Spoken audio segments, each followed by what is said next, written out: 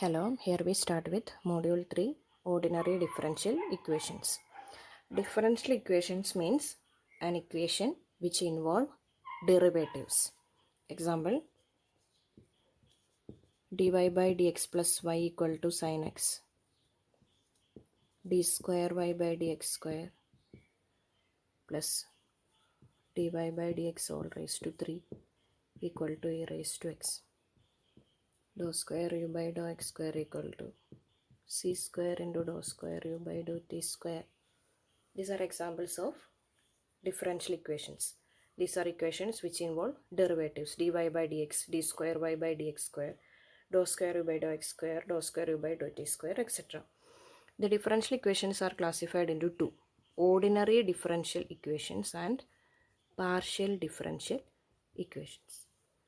Ordinary differential equations means the derivative which involve ordinary derivatives. The first two are examples of ordinary differential equations. The equations which involve partial derivative is known as partial differential equations.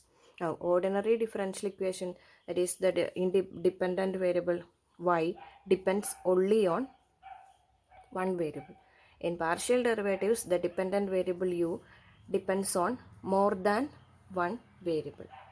Here we deal with ordinary differential equations. Next one is order and degree of differential equation. Order means the order of highest order derivative, and the degree of the highest order derivative is named as degree. I am giving two examples: dy by dx plus y equal to 0. Here the derivatives are, there is only one derivative, dy by dx. Its order is 1. In the second example, d square y by dx square and dy by dx all raised to 3. Two terms are there. Among the two, it is the highest order derivative. It is a second order derivative, d square y by dx square. So its order is 2. And the degree means the degree of highest order derivative. Its degree is 1. Its degree is 1.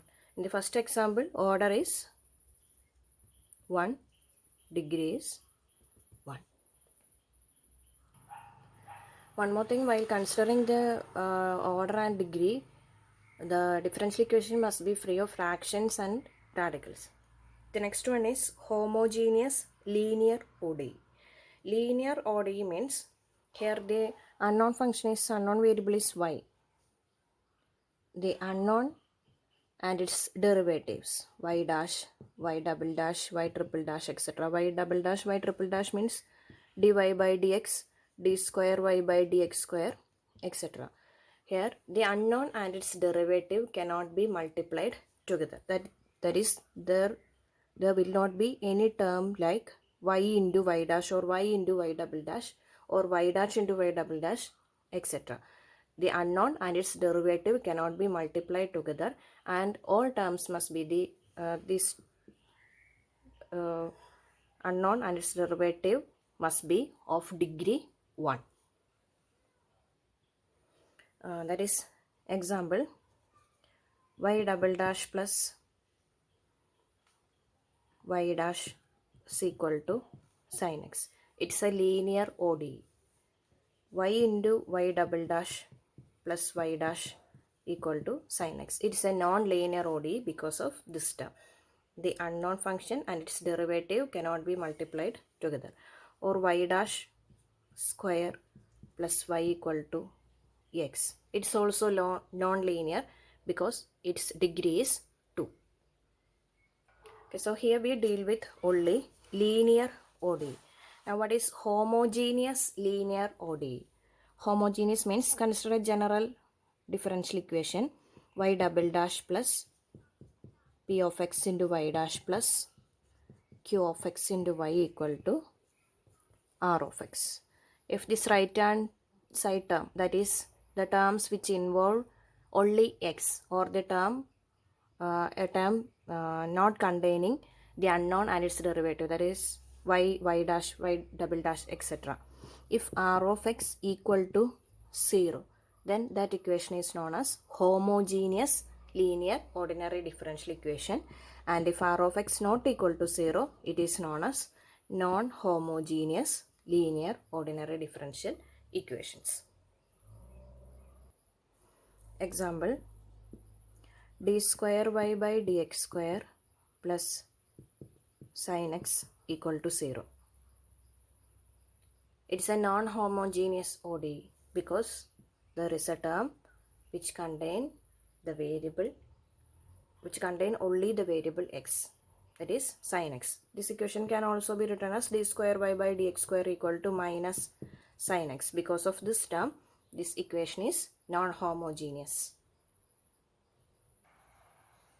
Next one is homogeneous linear ordinary differential equations of second order with constant coefficients. That is coefficients of y dash, y double dash, y triple dash, etc. It must be constant. Here we deal with second order linear ODE. Its general form must be in the form y double dash plus a into y dash plus b into y equal to 0, where this a and b must be constants, or it can also be written as d square y by dx square plus a into dy by dx plus by equal to 0. It is a general form of a homogeneous linear ODE of second order. Similarly, we can define nth order homogeneous linear ODE.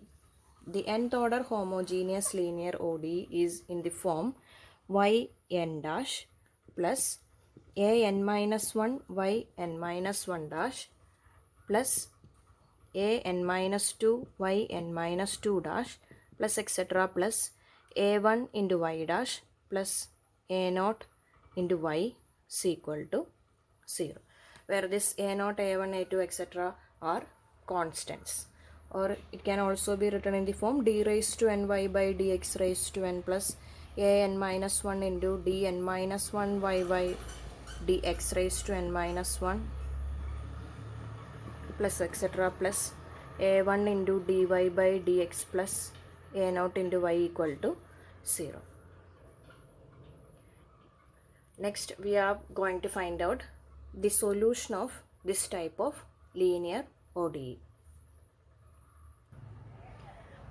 The general solution of homogeneous linear ODE with constant coefficients. The general form of an nth order ODE is given yn dash plus n minus 1 yn minus 1 dash plus etc. plus a0 into y equal to 0. While solving this equation, the first step is you have to write the auxiliary equation. The auxiliary equation. The auxiliary equation is obtained by substituting y dash equal to lambda, y2 dash equal to lambda square, y3 dash equal to lambda cube, etc. yn dash equal to lambda raised to n. That is lambda raised to n plus an minus 1, lambda raised to n minus 1, lambda raised to n plus etc. plus a1 into lambda plus a0 equal to 0, y equal to 1. Then while solving this equation, since it is an nth order equation, we must get n roots. That is lambda takes n values. Lambda equal to, let the n values be lambda 1, lambda 2, etc. up to lambda n. Then its solution can be written in the form. Then we can write the solution. So the second step can be written as, first step is writing the auxiliary equation by substituting y dash, y double dash, y triple dash, etc. as lambda, lambda square, etc. Then in the second step, you can solve this auxiliary equation. Solve this auxiliary equation. By solving this equation, you will get n values. Lambda equal to lambda 1, lambda 2, etc. lambda n. Then in this third step, write the solution. Then the solution depends on the values of lambda. Here we are solving this equation. This equation gives the roots lambda 1, lambda 2, etc. lambda n. The roots may be real or the roots may be complex, the roots may be equal and real, the roots may be equal and complex. There are many possibilities. So for solving this equation, suppose lambda 1, lambda 2, etc. up to lambda n are distinct real roots. This is the first case. Lambda 1, lambda 2, etc. lambda n may be distinct real roots. Then its solution. The solution is written as complementary function.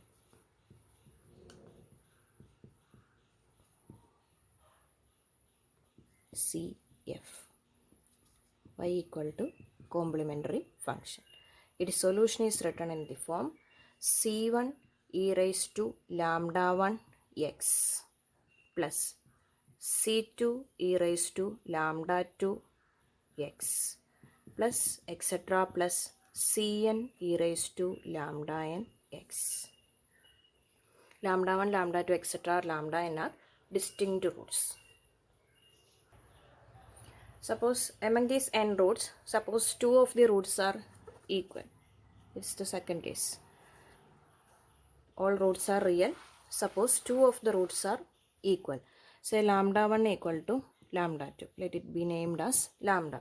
All other roots are distinct. Lambda 3, lambda 4, etc. lambda n are distinct. Then complementary function or the solution is written as C1 plus C2 x into e raised to lambda x plus the remaining part is same, C3 e raised to lambda 3x plus C4 e raised to lambda 4x plus etc. Cn e raised to lambda n x.